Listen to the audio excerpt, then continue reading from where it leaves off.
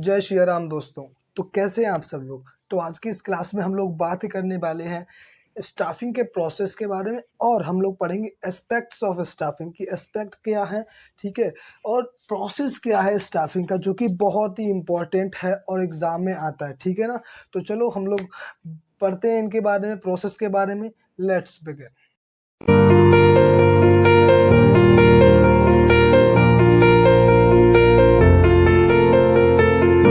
तो हम लोग शुरू करते हैं स्टाफिंग के प्रोसेस से कि प्रोसेस क्या है। देखो, ये जो टॉपिक है ये बहुत ही इम्पोर्टेंट है, प्लीज़ आप इसको अच्छे से पढ़ लेना। कोई डिफ़िकल्ट नहीं है, सिर्फ कॉमन सेंस पे डिपेंड है। देखो, जितने भी प्रोसेस है ऑर्गेनाइजिंग का, प्लानिंग का, स्टाफिंग, डायरेक्टिंग एंड कंट्रोलिंग, सारे कॉमन सेंस पे बेस्ड हैं, ठीक है। आपको बस थोड़ा समझना है और दिमाग लगाना है। ये सब ने आप अपने आसपास होते हुए भी देखा है। ये जो प्रोसेस है कुछ ज़्यादा बड़े नहीं है। तो स्टाफिंग का प्रोसेस जैसे क्या है कि हम किस तरह से अपने जो लोग हैं, वर्कर्स हैं, उनको लेते हैं, हायर करते हैं, ठीक है, उन्हें जॉब्स देते हैं। तो फर्स्ट है एस्टिमेटिंग मैन पावर, ठीक है। एस्टिमेटिंग मैन पावर रिक्वायरमेंट्स कितनी रिक्वायर है, यानी कि जो लोग हैं वो कितने, उनकी रिक्वायरमेंट है और किस तरह से हम उनको लेते हैं, ठीक है, एस्टिमेट करते हैं उनका जो है। तो इसमें सिर्फ हम लोग 3 चीज़ें करते हैं। फर्स्ट है वर्कलोड एनालिसिस। वर्कलोड एनालिसिस हम लोग करते हैं, ठीक है। वर्कलोड में बेसिकली क्या है, इसमें एक चीज़ आती है कि number and types of necessary, ठीक है। इसमें सिर्फ एक चीज़ आती है कि कितने और किस तरह के जो वर्कर्स हैं वो आपको चाहिए, ज़रूरत है। इसमें आती है नेसेसिटी की बात, ठीक है। अगर इसमें एक चीज़ लिख दें, सिर्फ नेसेसिटी, नेसेसरी, और इसमें आता है वर्किंग, ठीक है। बस आप इतना याद रखना। वर्कलोड में क्या आता है, वर्कलोड में ये आता है कि आपके ऑर्गेनाइजेशन में अभी कितने लोग चाहिए और किस तरह के लोग चाहिए जिनकी ज़रूरत है, नेसेसरी है, वो आते हैं वर्कलोड में। और वर्क फोर्स, फोर्स का मतलब क्या है कि एक्चुअली अभी कितने लोग काम कर रहे हैं, कितने एग्जिस्टिंग वर्कर्स जो है जो काम कर रहे हैं अभी अवेलेबल है, वो आता है वर्क फोर्स में, ठीक है। बस यही कन्फ्यूज़न थोड़ा रहता है आपको। लोड में इतना ध्यान रखना है कि लोड मतलब नेसेसरी, कितने लोग ज़रूरत है, कितने लोगों की ज़रूरत है, और वर्क फोर्स में आता है कितने लोग अभी काम कर रहे हैं, ठीक है। इन जब दोनों को हम लोग कंपेयर करते हैं तब हमें पता चलता है कि हमको किस तरह के कितने लोग कौन कौन सी जॉब पोस्ट पे चाहिए। तो हम पहले तो करते हैं एस्टिमेट करते हैं मैन पावर को कि किस किस तरह के लोग चाहिए, ठीक है। प्रोसेस में फर्स्ट तो ये हो गया। सेकेंड, हमें पता लगा लिया किस तरह के कैसे लोग चाहिए। अब हमने रिक्रूटमेंट की। रिक्रूटमेंट में क्या है, देखो, रिक्रूटमेंट का मतलब क्या होता है कि जैसे आपने देखी ना, कंपनियां या बहुत सारी जॉब्स, उनके फॉर्म्स निकलते हैं, उनकी वैकेंसीज निकलती हैं, तो दैट इज़ रिक्रूटमेंट, ठीक है ना। कंपनियां मोटिवेट करती हैं, ठीक है, लोगों को कि आइए आप मेरी जॉब, मेरी मतलब जो ऑर्गेनाइजेशन है उसमें जो जॉब है उसमें अप्लाई करिए, ठीक है ना। सिर्फ रिक्रूटमेंट का इतना ही मतलब है कि ज़्यादा से ज़्यादा लोगों को मोटिवेट करना, जिससे कि वो आपकी जॉब के लिए अप्लाई कर सकें, ठीक है ना। क्योंकि जितने ज़्यादा लोग अप्लाई करेंगे उतने ज़्यादा चांसेस है कि आपको अच्छे और कॉम्पिटेंट पर्सनल जो है वो मिल पाए, अच्छे लोग मिल पाए काम करने के लिए। जैसे आपको 10 लोग चाहिए, अब 10 के 10 ही अगर सिर्फ 10 लोग चाहिए और सिर्फ 10 लोगों ने ही अप्लाई किया, तो बहुत कम चांसेस हैं आपको, क्योंकि उसमें बहुत सारे लोग अच्छे भी नहीं होंगे। और वहीं पर आपके पास 10 की जगह पे 100 आ गए, तो आपके पास अच्छे चांसेस हैं कि हाँ, आप बहुत सारे लोगों में से सिर्फ 10 लोगों को देखना, तो अच्छे चांसेस हैं, आपके पास ज़्यादा चांसेस है कि आप अच्छे लोगों को ढूंढ पाएंगे। वहीं पर 100 अगर आपको 10 चाहिए और 1000 लोग आ गए, तो और भी अच्छे चांसेस है कि आपको ज़्यादा अच्छे लोग मिलेंगे, है ना।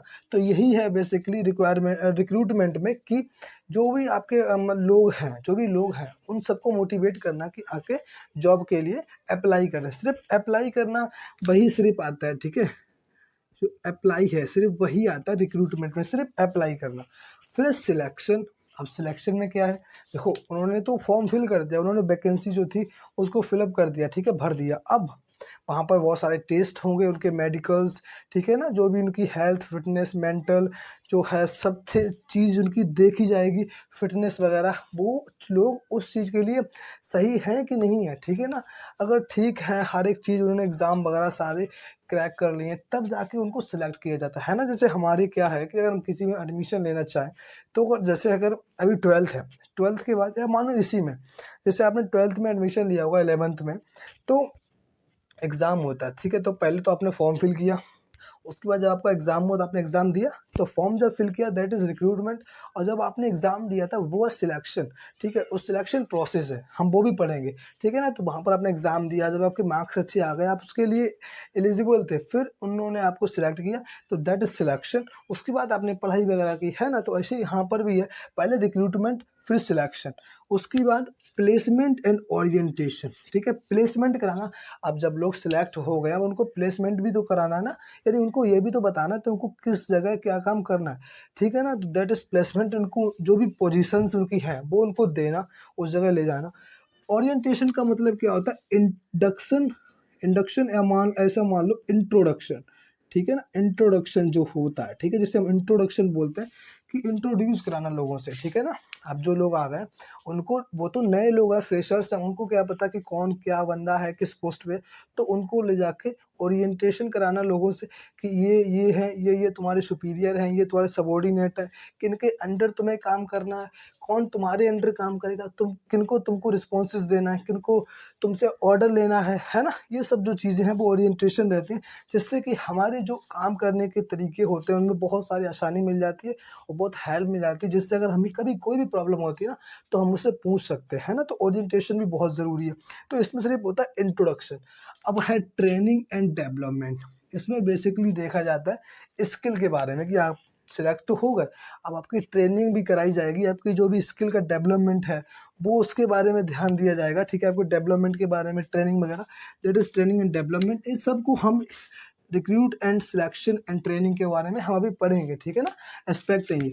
फिर परफॉर्मेंस अप्रेजल, परफॉर्मेंस अप्रेजल में क्या है कि आप सिलेक्ट हो गए, ट्रेनिंग आपको दी गई, अब ये भी तो देखना है कि आप सही से काम कर रहे हैं कि नहीं कर रहे हैं, जो काम आपको दिया गया है वो आप सही से कर रहे हैं कि नहीं है कर रहे हैं, वो सब को चेक करना, आपकी परफॉर्मेंस को चेक करना, वो है अप्रेजल में। इससे क्या होता है कि जब आपकी चेकआउट करते हैं आपको कि हाँ आप अगर सही से काम कर रहे हैं तो ठीक है, आपको रिवॉर्ड वगैरह प्रमोशन वगैरह दिए जाते हैं, ठीक से नहीं काम कर रहे हैं तो आपको जो स्किल है आपकी उसको इम्प्रूव कराने के लिए ट्रेनिंग वगैरह दी जाती है।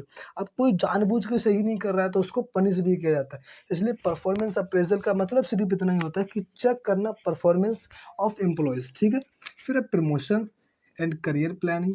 अब प्रमोशन और करियर के बारे में भी तो देखना है भाई, कोई इंसान काम कर रहा है वो किस लिए आया है कि हाँ जब उसको प्रमोशन मिलेगा उसकी रेपुटेशन बढ़ेगी, ठीक है, इनकम बढ़ेगी।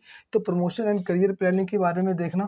फिर है कंपनसेशन, अब इसमें आ जाता है लाइक वेजेस, ठीक है, सैलरीज हो गई, ठीक है ना। ये जो चीज़ें हैं ये सब आ जाते हैं कंपनसेशन में कि हम उस एम्प्लॉय को किस तरह से पे करेंगे, ठीक है ना। उसकी जो इनकम है उसने जो अर्न किया है वो बेसिस में होगा, सैलरी में होगा, क्या होगा, वो जो चीज़ें हैं वो सारी आती हैं कंपनसेशन में। तो सिर्फ इतना ही प्रोसेस था, कुछ ज़्यादा बड़ी चीज़ नहीं है। आपने देखा नहीं, सिर्फ कॉमन सेंस की बात है कि भाई पहले तो हमको ये पता करना पड़ता है, जैसे मैं हूँ, मैंने भी ऑर्गेनाइजेशन अपनी खोली, तो मुझे पहले तो ये देखना है कि कितने लोग चाहिए और किस तरह के चाहिए, दैट इज़ फर्स्ट एस्टिमेट किया। फिर रिक्रूट किया, हमने वैकेंसीज़ निकाली, दैट इज़ रिक्रूटमेंट। फिर लोगों ने अप्लाई किया, वो रिक्रूटमेंट है। फिर जब सारे टेस्ट होने के बाद सारी जो भी क्राइटेरिया थे सब फिलअप हो गए, अब उन्होंने एग्ज़ाम पास कर लिया, दैट इज़ सिलेक्शन। हमने उनको सिलेक्ट किया कि हाँ ये लोग काम करेंगे, दैट इज़ सिलेक्शन। फिर प्लेसमेंट और ओरिएंटेशन, उनको हम लेके आएंगे कि तुम्हें इस जगह काम करना है, ये तुम्हारे सबॉर्डिनेट है, ये तुम्हारे बॉस हैं, ये तुम्हारे सुपीरियर्स हैं, ये सब प्लेसमेंट एंड ओरिएंटेशन। फिर उनको ट्रेनिंग भी देंगे, डेवलपमेंट के बारे में देखेंगे और परफॉर्मेंस उसकी चेक करेंगे, ऑब्जर्वेशन करेंगे, हाँ काम सही से हो रहा है कि नहीं हो रहा है, कर रहे हैं कि नहीं कर रहे हैं वर्कर्स। फिर प्रमोशन एंड करियर प्लानिंग, हाँ प्रमोशन भी तो देखना है। फिर है कॉम्पनसेशन। तो that is only the starting process और कुछ भी इतना बड़ा नहीं है। अब पढ़ते हैं एस्पेक्ट ऑफ, ये बहुत इंपॉर्टेंट है। प्रोसेस पढ़ लेना आप, ठीक है इंपॉर्टेंट है, बट ये जो तीनों चीज़ें हैं 100% क्वेश्चन इनसे आना बनता है, ठीक है, बहुत ही इंपॉर्टेंट है इस चैप्टर की ये तीन चीज़ें। तो फर्स्ट एस्पेक्ट, तो फर्स्ट आता है रिक्रूटमेंट, इसमें क्या था आइडेंटिफाई करते हैं कि कितने लोग हमें चाहिए। सेकंड सिलेक्शन, इसमें हम इवेलुएट करते हैं, इवेलुएशन होता है। और ट्रेनिंग में स्किल डेवलपमेंट।